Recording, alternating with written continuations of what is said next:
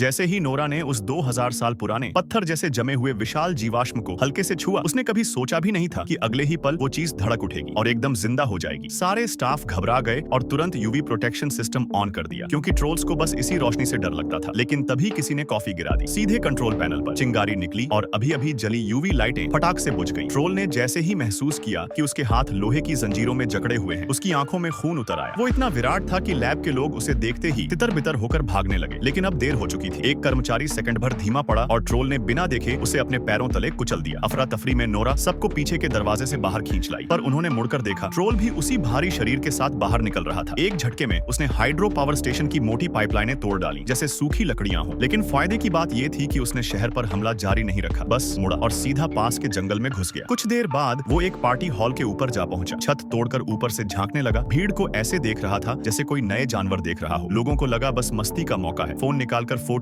Video pose. लेकिन तभी troll ने अपनी बड़ी पत्थर जैसी हथेली आगे बढ़ाई और सबको समझ आया ये मजाक नहीं है। भय फैल गया। लोग चारों तरफ भागने लगे। ट्रोल, जो 2000 साल की भूख से पागल था, एक आदमी को पकड़कर सीधे अपने मुंह में फेंक दिया। सेना को तुरंत अलर्ट कर दिया गया। सैन्य हेलीकॉप्टरों ने उस पर यूवी लाइटें तान दी। रोशनी पड़ते ही ट्रोल की चमड़ी धधकने लगी, जैसे जल रही हो। ये देखकर सैनिकों ने पूरा हमला शुरू करने की तैयारी की। लेकिन उन्हें क्या पता था कि ट्रोल क्रोधित होकर पास का विशाल बिजली का खंभा उखाड़ लेगा और पूरे जोर से एक हेलीकॉप्टर पर फेंक देगा। हेलीकॉप्टर आग के गोले की तरह घूमता हुआ गिरा। एक सैनिक गुस्से से पागल हो गया और ट्रोल पर सीधा हमला करने ही वाला था कि नोरा ने उसे पकड़कर रोक लिया। उधर ट्रोल पीछे मुड़कर जैसे किसी बच्चे की तरह मजाक उड़ाते हुए एक अजीब सा चेहरा बनाकर भाग गया। ये देखकर नोरा को साफ समझ आ गया, इंसान अकेले ट्रोल को नहीं रोक सकते। जादू को हराने के लिए जादू ही चाहिए। ये सोचकर उसने सबको एक रहस्यमयी गुफा में ले गई। गुफा के सबसे गहरे हिस्से में नोरा ने जमीन पर एक खास पत्थर से हल्की थपकी दी, जैसे कोई भुला हुआ संकेत। कुछ पल बाद पूरी गुफा गूंज उठी। दीवारें हिलने लगी। अंधेरे से एक और विशाल ट्रोल बाहर आया। सब हैरान रह गए जब नोरा ने उससे टेलीपैथिक तरीके से बात की, मानो दोनों एक दूसरे के दिमाग में उतर रहे हों। उसने उसे इंसानों की मुश्किल और उस पागल ट्रोल को रोकने की वजह बताई। अगले दिन नोरा उस हिंसक ट्रोल के सामने खड़ी थी जिसने शहर में तबाही मचाई थी। उसका ध्यान खींचने के लिए उसने फ्लेयर गन चलाई। ट्रोल गुस्से में उसके तरफ बढ़ा और उसी पल बर्फ के अंदर छिपा दूसरा ट्रोल, वो गुफा वाला दानव, गरजता हुआ बाहर निकला। सामने का सीन देखकर सबके होश उड़ गए। अगले ही पल दोनों के बीच एक जोरदार दहाड़ गूंजी। गुस्सैल ट्रोल ने इतनी ताकत से जमीन पर पैर मारा कि मोटी बर्फ फट गई और नोरा का ट्रोल सीधा गहरे पानी में गिर गया। ट्रोल कुछ कर भी नहीं पाया और नोरा के चेहरे पर पूरी बेबसी साफ दिख रही थी। तभी पीछे से ट्रोल उन पर झपटा, लेकिन उसके साथी ने फौरन उसे पकड़ लिया और हेलीकॉप्टर तक ले आया। ट्रोल ने हेलीकॉप्टर पर हमला करने की कोशिश भी की, मगर कामयाब नहीं हुआ और सब लोग वहां से तुरंत निकल गए।